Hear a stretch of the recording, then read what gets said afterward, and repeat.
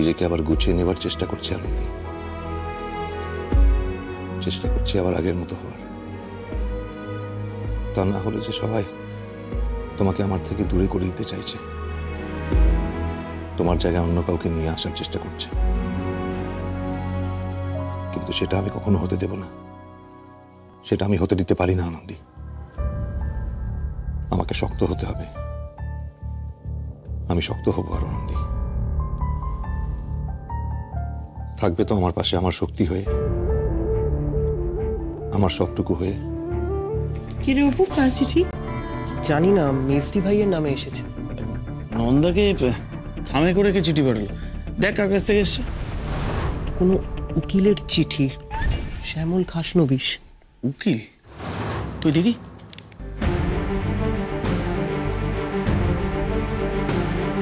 বিক্রমে কিছু একটা পাঠিয়েছে মনে হচ্ছে। শিওর ও আবার কোনো নতুন অশান্তির প্ল্যান করছে। দেখে দাও না।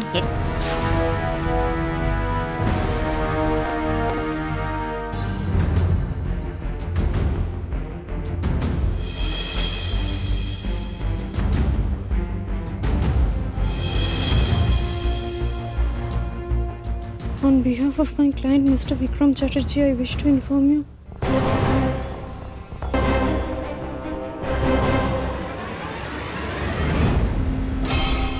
কিরণন্দা, কার চিঠি কে পাঠিয়েছে? বিক্রম পাঠিয়েছে। বিক্রম পাঠিয়েছে বাবা।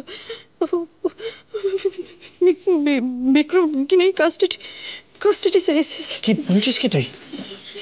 দেখ না ওখানে আর কি লেখা আছে, দেখ।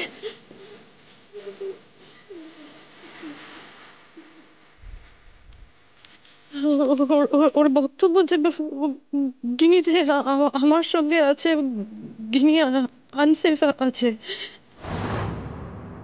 ও বলছে যেহেতু আমি রোজগার করি না, সেই জন্যে আমি এখনো ডিপেন্ডেন্ট এবং আমি গিনির দায়িত্ব নেওয়ার ক্ষমতা রাখি না।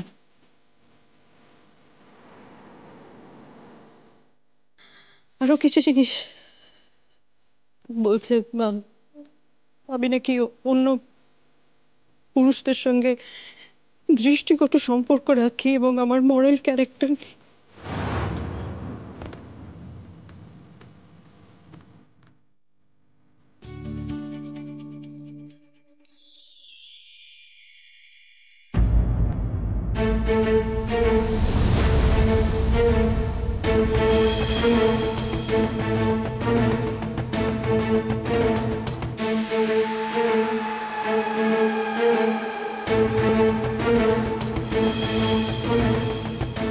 রাজু, রাজু কি হলো? তোমার কষ্ট হচ্ছে?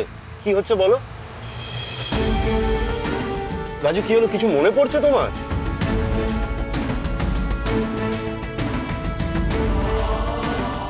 আমার দিকে তাকাও, বলো আমাকে। ওইদিকে আমার স্কুল। তুমি ঠিক চিনতে পেরেছো? আমাকে স্কুলে নিয়ে যাবে? হ্যাঁ, নিয়ে তো অবশ্যই যাব, কিন্তু তার আগে তুমি আমার কথাটা মন দিয়ে শোনো। আমি ওই রাস্তাটা দিয়ে গিয়ে দেখি যে ওখানে কোনো স্কুল আছে কি। যদি থাকে আমি তাহলে এসে তোমাকে নিয়ে যাচ্ছি, কিন্তু তুমি ততক্ষণ কিন্তু গাড়িতে গুড গার্ল হয়ে বসে থাকবে, প্রমিস? আর তুমি আইসক্রিম খাবে তো? না, আমি আর কিছু খাবো না। কেন, তোমার শরীর ঠিক লাগছে না? মাথা ব্যথা করছে না তো? বেশ, তুমি বসো, আমি আসছি। হ্যাঁ,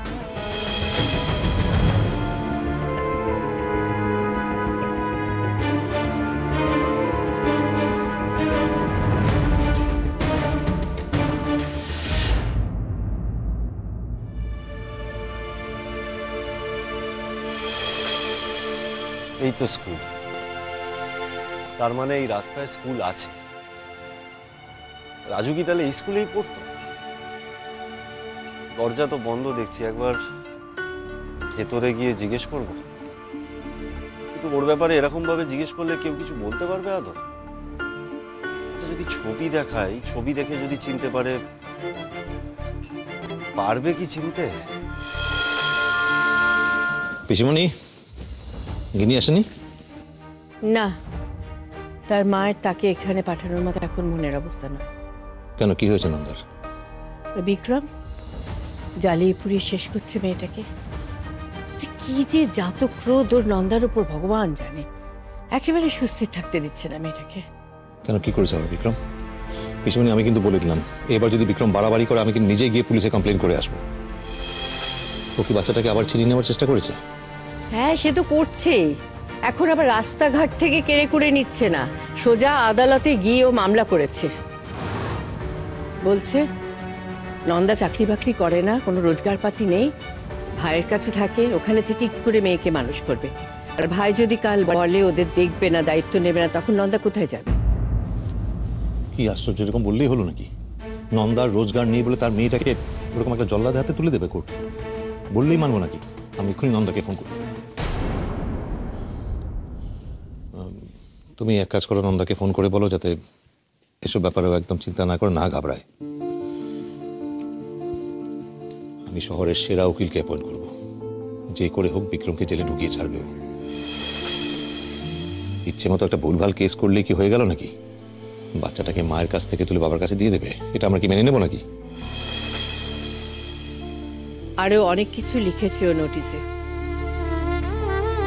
খুব খারাপ খারাপ কথা। কি বলেছে? বলেছে ওর চরিত্র নিয়ে।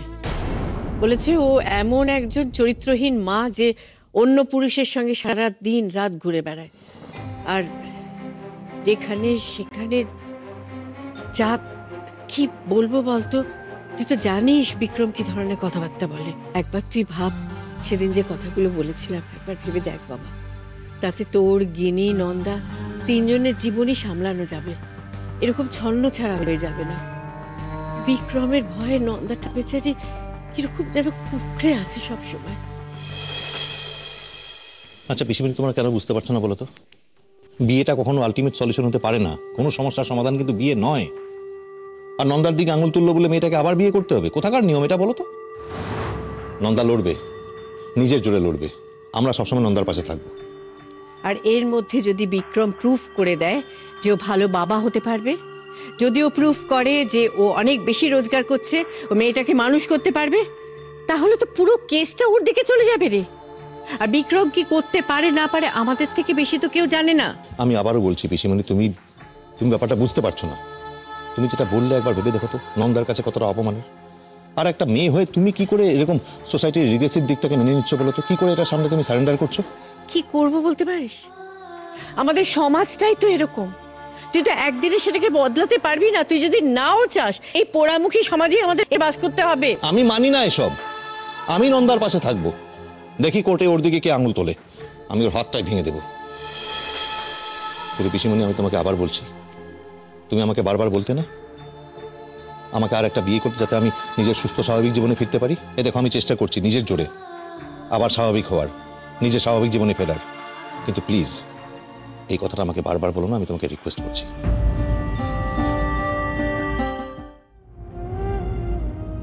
তুমি এখানে দাঁড়িয়ে কি করছিলে তুমি? আমার নামে দাদাভাইকে নালিশ করছিলে, আমি তোমায় জ্বালাই? না না না, আমি তো তেমন কিছু বলি। মিথ্যে কথা বলবে না। আমি শুনেছি তুমি দাদাভাইকে বলছিলে আমি নাকি তোমাকে জ্বালাই। আচ্ছা রাজু, ওসব পরে হবে, তুমি আমার কাছে এসো। এসো দেখি, বসো এখানে, এসো।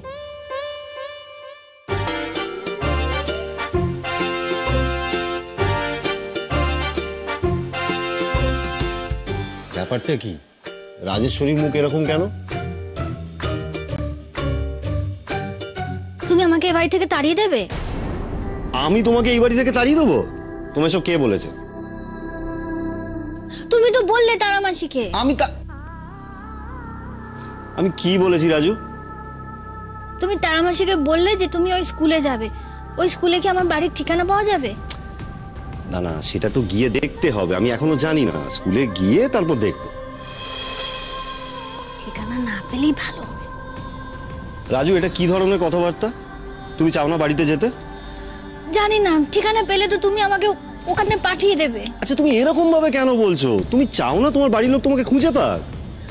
চাই, আমি চাই, কিন্তু কিন্তু ওরা কেমন হবে? ওরা খুব ভালো হবে, নইলে তাদের বাড়িতে এরকম একটা ভালো মেয়ে হয়? আমি ভালো মেয়ে? নয়তো কে বলবে? কে কেউ একটা কিছু বলে দেখুক না, মেরে না করে ফাটিয়ে দেবো। আমি আমি যদি ওখানে চলে যাই, তুমি থাকবে না? Very very good question. হ্যাঁ, আমি হয়তো থাকবো না, দেখি একবার এদিকে। কিন্তু আমি তো রোজ যাব তোমার বাড়িতে, তোমার সঙ্গে গল্প করব, দেখা করব। কিন্তু আমার নিজের তো একটা ভয় আছে। কি ভয়? না, ভয়টা হলো গিয়ে তারপর দেখবো তুমি তোমার বাড়িতে চলে গেলে আর নিজের লোকজনকে পেয়ে আমাকে হয়তো আর চিনতে পারলে না, তখন আমি কি করব? আমি যদি ওদের চিনতে না পারি? তাতে কি হয়েছে? ওরা তোমাকে ঠিক চিনে নেবে, আর দেখবে ওদের সাথে থাকতে থাকতে তোমার সব কিছু মনে পড়ে যাবে। না, আমি যাব না। আমি কোথাও যাব না, আমি যাবই না। আমি কোথাও যাব না, আমি যাব না, যাব না, আমি যাব না।